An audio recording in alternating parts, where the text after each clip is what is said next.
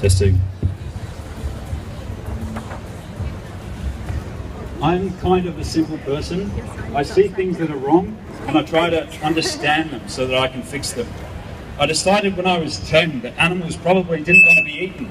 So I went vegetarian, and for 9 years that was enough for me. I thought I was doing my part. I didn't know what a battery cage was. I didn't know what a macerator was, a race, a knocking box, a farrowing crate, a bolt gun. The terms exsanguination and controlled atmosphere killing meant nothing to me. I never met a pig, cow, goat, duck or sheep. I knew about slaughterhouses, but only in the vaguest sense. Footage existed, but it wasn't recent and it wasn't from Australia, so I didn't really concern myself with it. And so this naive, superficial conception that I had about the animal agriculture industry, about slaughterhouses, was enough for me. Until I stepped inside one. I remember the wheelbarrow left there overnight, overflowing with entrails and viscera, being eaten by a pig who had escaped the pens.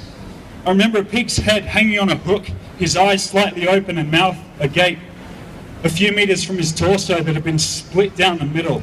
A few meters away on a bench sat a knife and sledgehammer stained with blood. I remember feeling anger like I've never felt before and realizing that I didn't understand a damn thing. So in the 5 years since then, I've traveled all over the country, researching and learning, building a database fronted by the website AussieAbattoirs.com, which now contains footage and photographs of horrific cruelty from 13 hidden camera investigations, with a further 237 slaughterhouses identified and located. I've spent countless hours getting to know pigs free and happy in their natural setting. I've played with them, I've watched them gather hay to make a nest in which to sleep, and I've seen them practically melt from belly rubs. And I've heard their screams as they're forced into the gas chamber, writhing and thrashing with their last breaths as the carbon dioxide burns their insides. I've seen the curiosity and friendliness of cows and the sheer pleading terror in their eyes as the sledgehammer caves in their skulls, or as they try to jump out of the knockbox to avoid the bolt gun while its wielder mocks and taunts them. 5-day-old male calves, confused and desperate for love, calling for their mothers from the holding pens of the slaughterhouse where they are beaten and tossed around like rag dolls, waste products of our dairy industry. Thousands upon thousands of cheeping male chicks dropped from a conveyor belt into the blades of a macerator, their blood spattered all over its walls for the crime of being unable to lay eggs. And we're told that all of this is humane, that it's ethical, that we have nothing to worry about or question, because here in Australia we have standards, we have codes of conduct and authorities to regulate them. And yet there are no prosecutions, no response to our investigations, other than at best a slap on the wrist and a temporary reassignment of the workers depicted in the footage, while the larger problem goes ignored. The problem of a system built on the idea that you can humanely kill someone who wants to live. Meanwhile, my home was raided by a dozen police. They took everything and charged me under a New South Wales ag law with a possible sentence of up to 5 years in prison for publishing footage of animal cruelty. For publishing footage.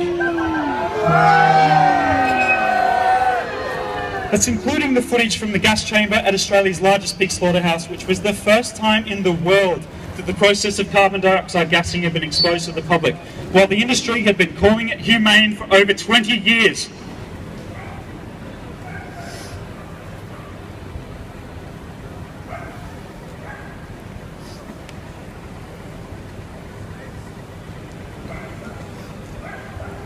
If the greatness of a nation and its moral progress can be judged by the way its animals are treated, what does that say about Australia, where we praise those who exploit and abuse animals as community heroes, while treating those who stand up for animals worse than pedophiles, labelling them terrorists for having the gall to think that needlessly inflicting pain and death is wrong?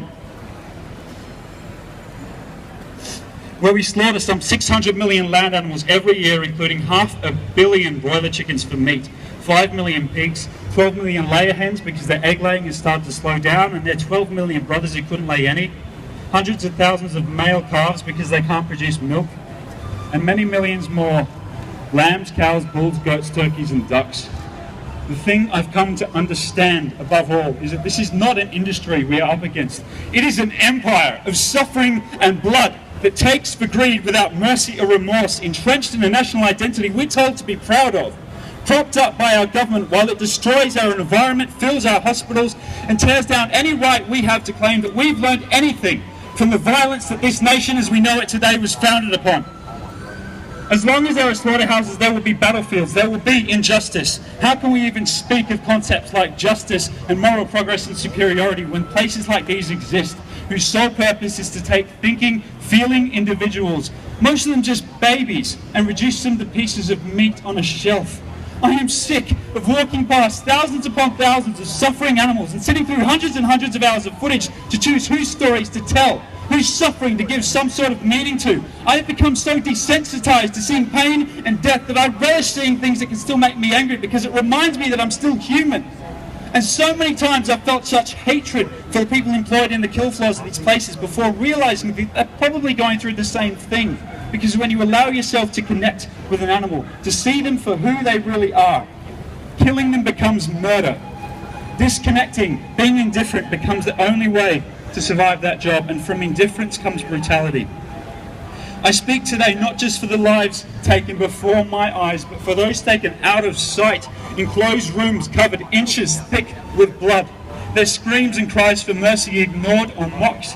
Their fear and suffering, their memories and desires, everything that makes them as unique as each of us and the companion animals we share our homes with, lost, forever forgotten. The final traces of evidence that they ever even existed, pressure hosed down the drain or washed down our sink, leaving behind only clean white walls and dinner plates so that the next day we can do it all over again while we take comfort and assurance from marketing slogans like Happy Cows, Free Range and RSPCA approved.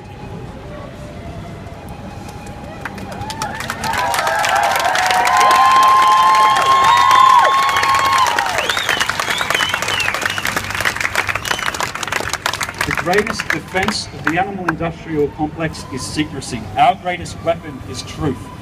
Billions of dollars in marketing cannot defeat the goodness that I believe is inherent to most people. Today, slaughterhouses do have glass walls. All we have to do is get people to look.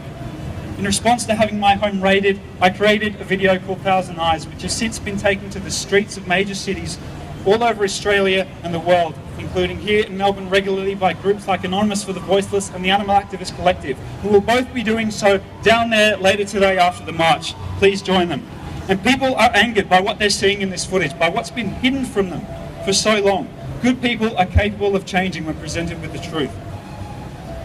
We started from the simple idea that perceived superiority does not grant us dominion, that might does not equal right, and now we are one of the fastest growing social justice movements in history.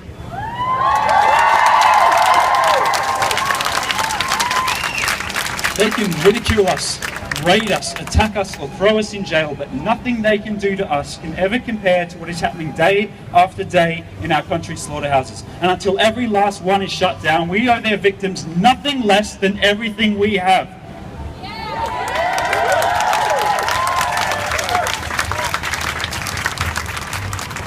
It is time for anyone who believes that we are capable of more as a nation and as a species to stand up and reach for it, no matter how hard you're pushed down, no matter how alone you may feel, to be the light, no matter how dark it may get. Because when you stand on the right side of history, you are never alone.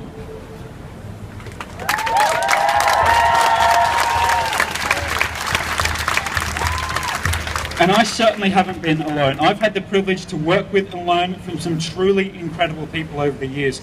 Most of them women who get far too little recognition in this movement, while I get to stand up here and take all the credit.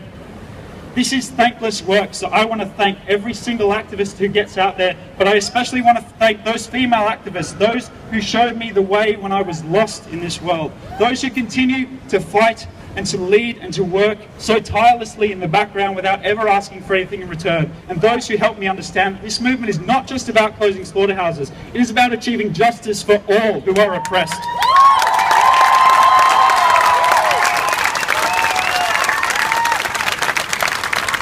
No evil can last forever. Thank you.